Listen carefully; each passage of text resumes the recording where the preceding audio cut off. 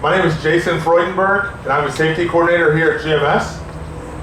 We're going to talk this morning a little bit about the definition and the importance of training in the workplace. Before we move forward with that, I'm going to go ahead and address this here thing. It's not my intent to look like a televangelist in front of all of you guys this morning, but this is what I'm given. So much like you guys do in the workplace often, I am utilizing the tools that I have at hand. So again, definition and importance of training in the workplace. We're going to talk about what is training, right? How do we define it? Why is it important?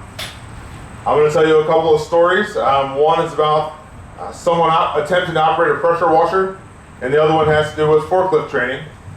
And then we're going to talk a little bit about just exactly what GMS can do to help each and every one of you. So first things first, the dictionary definition of training is the act, process, or method of one that trains, or the skill, knowledge, or experience acquired by one that trains, or the state of being trained. But is it that simple though? Right? It's not necessarily that simple when we talk about training in the workplace. And I've got a couple examples here for you. Fall protection training. It says the employer shall provide a training program for each employee who might be exposed to fall hazards. The program shall enable each employee to recognize the hazards of falling and shall train each employee in the procedures to be followed to minimize these hazards. Right? So this is an OSHA standard. This is spelled out for us by OSHA. Right? There's a lot of room for interpretation here, and that's where a lot of us can get ourselves into trouble by not training to the standard. Right? We sometimes have a conversation with a new employee. It's a few minutes long, 5, 10, 15 minutes long. Show them how to put their fall protection on. Tell them when to wear it, where to wear it, and then we kind of call it a day. But we don't always talk about what hazards are present, where the hazards are present, what produces the hazards. Okay, if you go over here, this is going to apply. If you go over here, this is going to apply. We don't always talk about things like connection points, D-rings. We don't always talk about roof anchors. Those sorts of things can get missed sometimes. Another example is hazard communication training, right? Chemicals. So let's go through this here.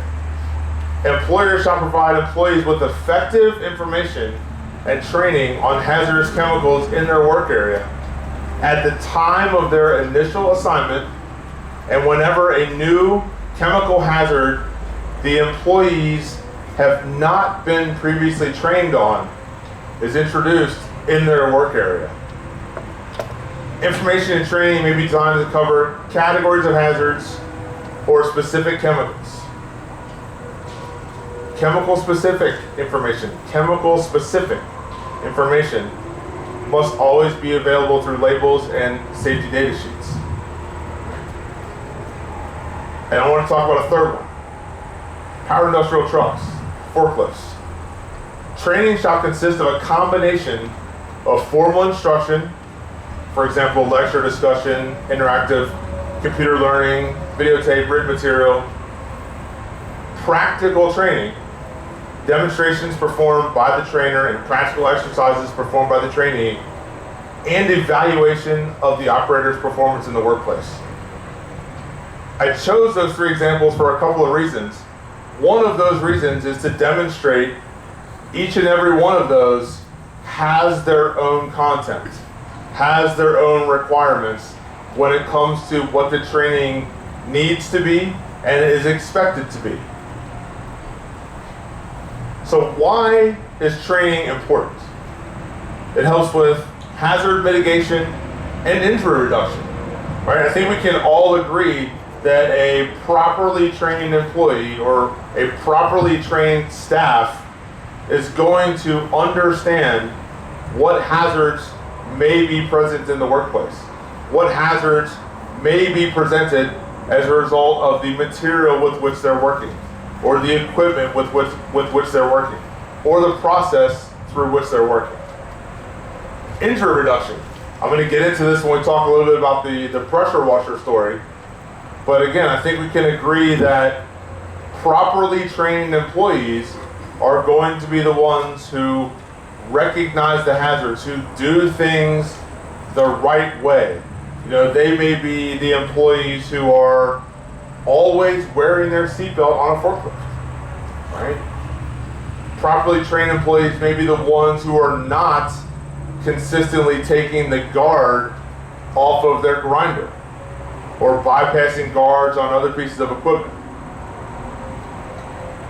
Properly trained employees might be the ones who are not walking on pallets or who are not up in an aerial lift, you know, a 60-foot articulating boom lift, standing on the rails because they can't reach high enough, which I saw that actually earlier this week.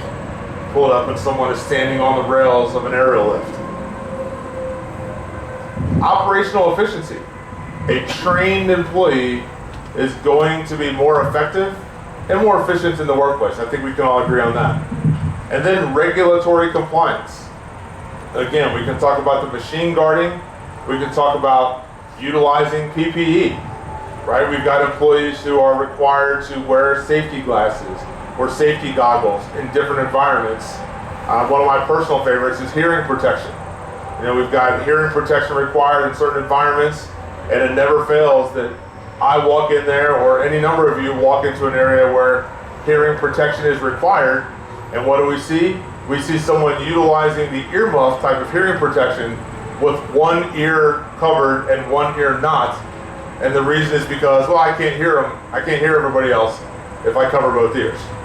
All right, so the question I ask is, okay, were you trained on how to properly wear them? And in addition, were you trained on why it is important for you to wear them? Do you understand the hazards? Do you understand what can result from not utilizing that hearing protection, right? It's important to explain the why. In addition, right, we have injuries at times when we have untrained employees, and then what happens if it's a serious injury? Then OSHA may come knocking on your door. And if you've got someone who, let's say for example, they stick their hand through the closed guard of an active running concrete mixer, and they lose the tip of their finger, which is also something that I've seen. One of the questions asked is, okay, has this person been trained on this piece of equipment? Well, yeah, they were shown how to use it.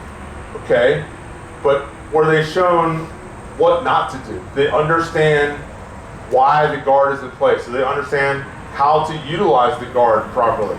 Do they understand the reasons they might need to press the emergency stop, or why they might need to take that piece of equipment out of service? You know, a lot of those additional questions are some of those that get missed when we talk about just general training in the workplace. So I chose the examples: fall protection, hazard communication, and powered industrial trucks, because they provided 3 of the top 10 categories, 3 of the top 10 standards cited by OSHA in fiscal year 2020. That's why I included those in here. So let's talk for a minute about this first case study, this first example. Right? An employee at a machine shop injures his rotator cuff attempting to start a pressure washer. Show of hands. Who in here started a pressure washer at some point in their life? Right? Yeah, most of us have. So those of us who have can have and probably do have the assumption that everybody knows how to start a pressure washer. Right? You can't walk up to it and just pull the cord repeatedly and expect it to start. Doesn't work that way. It doesn't work that way with your gas lawnmower at home, right? You got to prime it first.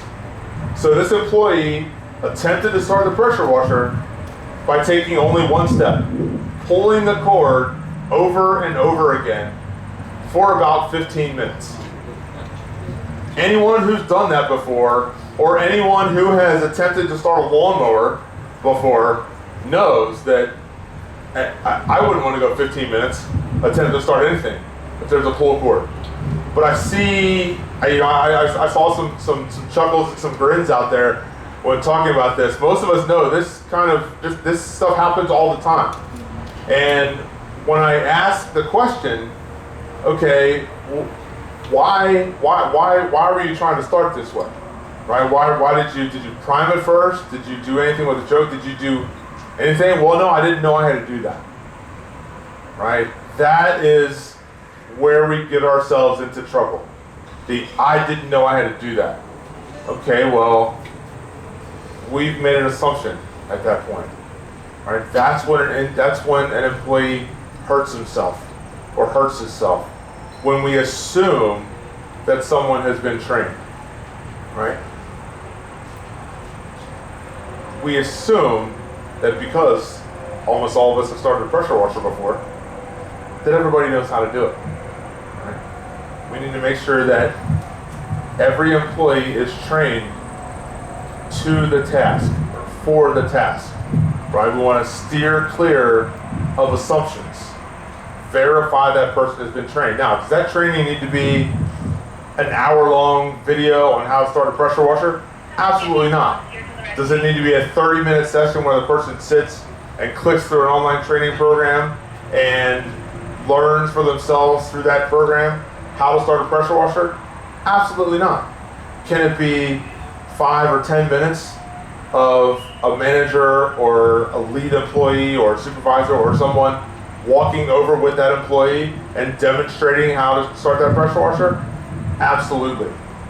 And that happens sometimes. But another area where we cause ourselves unnecessary grief and unnecessary issues is documenting that training. So even if it is a 10 or 15 minute conversation, okay, before you start, you have to do this and you do this here, and okay, show me that you understand. We want to make sure we're documenting that training as well, because that does constitute training. So this one here, business is cited by OSHA for failing to meet the training requirements of the powered industrial truck standard, or the forklift standard. Yet a business owner, unaware his program was deficient, unaware, trained his employees without utilizing any formal instruction. This company's been in business for years. Right? This is one of my clients down in the Cincinnati area. When the compliance officer is there, right, we're in our opening conference for any of you who've had an inspection before. We're in our opening conference and he's telling us the reasons that he's there. We start talking about training. Okay, have your employees been trained? And the business owner, yeah, of course they have. Yes, they have. Okay, tell me about that training, the compliance officer says. And the business owner says, okay, yeah, when they come in, right, they've got experience on a forklift already, so we just kind of go over the controls, and I have them drive it, they back up and they drive it forward, lift this pallet up, and then we call it a day, we call it good. And meanwhile, as a safety guy, I'm sitting across the table just listening to this conversation, and I'm thinking to myself, this is not going to end well, right? For a couple of reasons. Number one, we completely left out the formal instruction, which, as a business owner, should he have been aware of that requirement? Yes, absolutely he should. Right? If you've got someone driving a forklift at your business, you're presenting them with that hazard, you're putting them in harm's way, if you will. So yes, we should know about that standard. But at the same time, what I want to point out here is very common, and many of us here have probably done it in the past, and that is he drove a forklift at his last job kind of reaction, or that kind of argument there.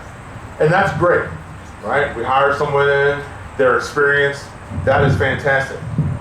However, they have not been trained on the hazards specific to the piece of equipment that they're going to be using.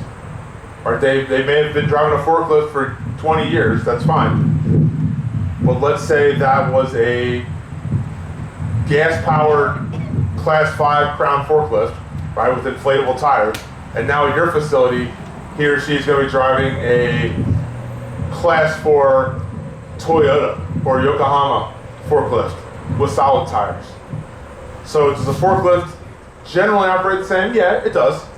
But is it completely different, and is there an expectation that each employee is trained to the specific hazards in the workplace? Yeah, there is. And an example that I like to give when talking about why it's important to train to specific equipment in specific areas is, you can take two different cars.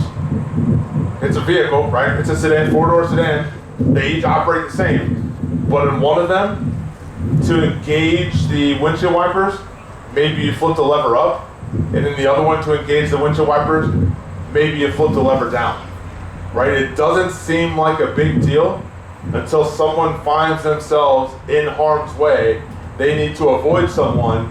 They've been driving this Toyota forklift their entire life. Now they're on this Crown forklift, or vice versa, and they engage the control, and they go one way when they thought they were going to go the other way, right? Or maybe they move the forks one way when they thought they were going to move the forks another way.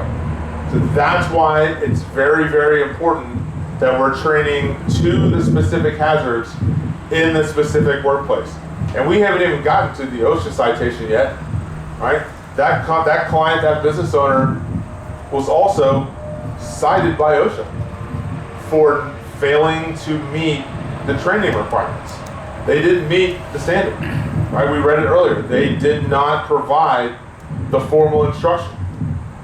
And like it said in the standard, the formal instruction can be any number of things. It could be a video, it could be an interactive training program, it could be someone giving a PowerPoint presentation, it can be any number of those things. So there really are a lot of methods, a lot of ways for us to get this training done, for us to keep our employees safe, and for us to keep our businesses compliant. So let's talk about how GMS can help. How can we help you with training? How can we help you ensure your employees are trained to stay safe and to keep your business compliant? First one is risk assessments. Next one is training. And then we've got regulatory compliance. So GMS has safety coordinators that are available to visit your business, right? We can come out, we can make observations. Okay, hey, listen, maybe have you addressed this hazard over here? Something, I work with several packaging companies, and something that's very common in the packaging companies are shrink wrap machines. Every time I ask, okay, have your employees been trained on this machine? The answer that I get is no. No, it's just a shrink wrap machine. They just do this. Okay, well, my next question then is, okay, how could an employee operating this machine hurt themselves? And they've got a long laundry list of things that could go wrong with this machine and how employees could hurt themselves. But no one's been trained on the machine, right? No one has been shown what to do if there's a malfunction. No one has been shown exactly how to protect themselves and keep themselves safe. So we make recommendations when it comes to safety training. And we walk in, see forklifts, so tell me about your forklift training program. It is almost always exactly what I described to you a few moments ago. It is almost always, we only hire operators who are experienced. We bring them in, we show them our forklift, and we have them drive it, and then they're done. Then they're out there. Same reaction I get. Okay, well, do you know that they're supposed to watch a video or there's supposed to be some formal instruction? And the answer is always no. Right? So that's what we're here to do. We can visit you in person. We can have conversations over the phone, or we can have conversations virtually. We talk about your business and ask those questions, have that dialogue, and help make recommendations as far as what safety training you might want to look into. We can help by facilitating that training. We can facilitate it in person. We can come to your facility. We can come to job sites. I do aerial lift and forklift training at job sites all the time. All right, so we can come to your facility. We can even do it virtually. I just did one ladder safety training a couple of weeks ago, virtually. So we have that option as well. We can provide you with online training tools that are accessible from anywhere you can access the internet. So at your facility, conference rooms, offices, auditoriums, out on the warehouse floor, out on a job site somewhere, right? And those online training tools have everything from interactive training programs to safety videos, PowerPoints, Toolbox Talks. You guys can pull Toolbox Talks from those as well. I've witnessed a compliance officer from OSHA ask about Toolbox Talks after he visited one of my clients. That same compliance officer later referenced about 24 completed Toolbox Talks and how they constituted continuous training. There were 197 pages of Toolbox Talks that we submitted, and he addressed and referenced about 24 of them. We can assist in ensuring you have the information required to remain compliant with existing regulatory standards. What I want to key in on there is that we can assist with those things, right? We're not here to direct. We're here to help. We're here to assist in making sure you understand things like, okay, for forklift training, there has to be formal instruction and a practical evaluation. We assist in ensuring that, fall protection training needs to include more than just, okay, here's your harness, here's how you put it on. When you get up on the roof for elevated service, make sure you clamp on, right? And then you're done. We make sure that you guys have the resources necessary to remain compliant. So one of the things that I do, one of the things that our coordinators do also is we teach OSHA 10 and OSHA 30-hour courses in both general industry and construction.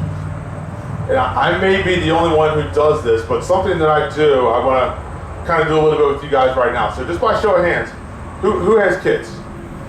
Who's got kids of any age? Okay. So what I ask folks to do, and I just want you to just kind of think through this for a second. I'm not going to pass out cards and have you do it, but I want you to think through it and visualize for a moment. What exactly you would like the owner or co-owner or manager of your company to say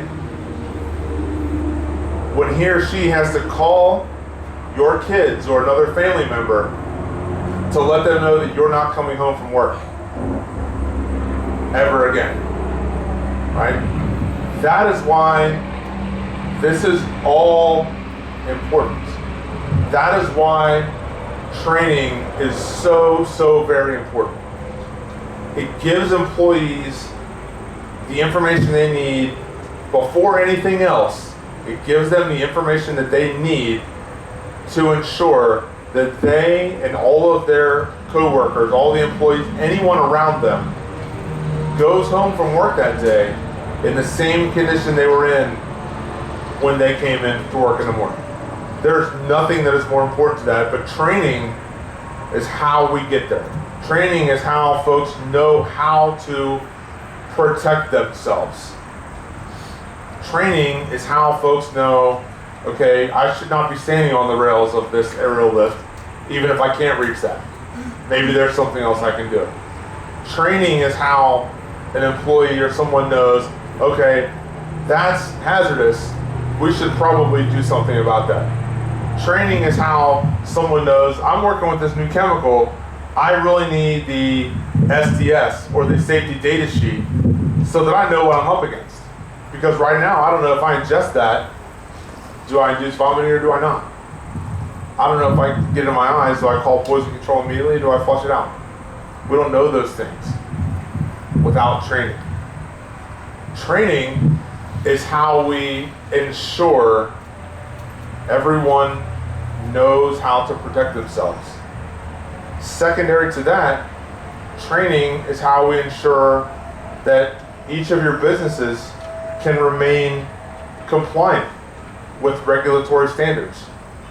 right? Because if we have someone who isn't adhering, who isn't following the standards, who's making modifications to equipment, who's storing hydraulic oil in Gatorade bottles, which I've seen as well, they're putting themselves in harm's way. When they put themselves in harm's way, they are causing potential issues for the business. Because let's say you have say you're a construction company and you have a fatality, and then 30 days later you have another one.